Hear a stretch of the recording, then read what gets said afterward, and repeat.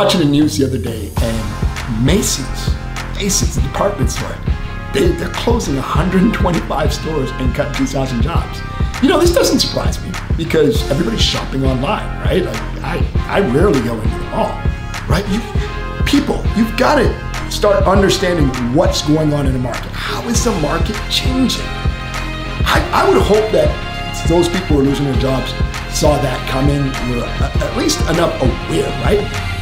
But unfortunately, I don't think that's the case. I think people get complacent, especially people who've been in a job a long time. Like when people start hitting their 40s and 50s, they start getting comfortable.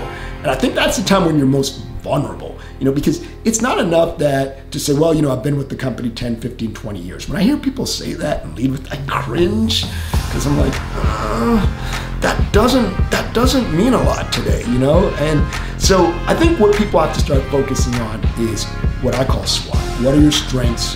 What are your weaknesses, opportunity, and more importantly, what are the threats?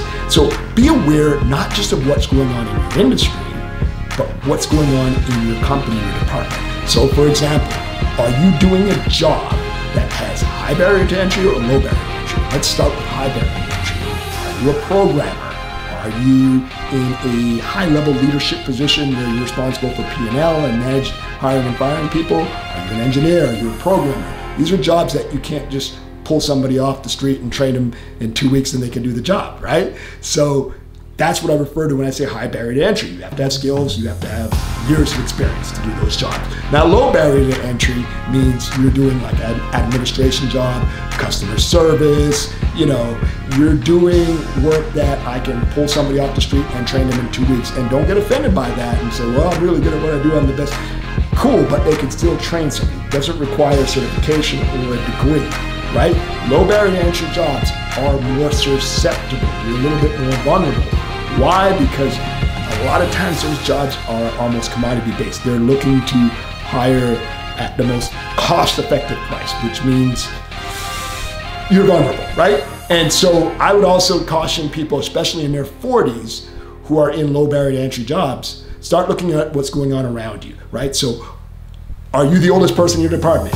Are they starting to hire younger people, right? For me, if I see that, that's a sign that, woo, I might have to make some changes, right? So it's so important to just understand the profile of the role you're in, not necessarily the profile of the company, but the role you're in. If you're the oldest person in your department, that could be a problem, right?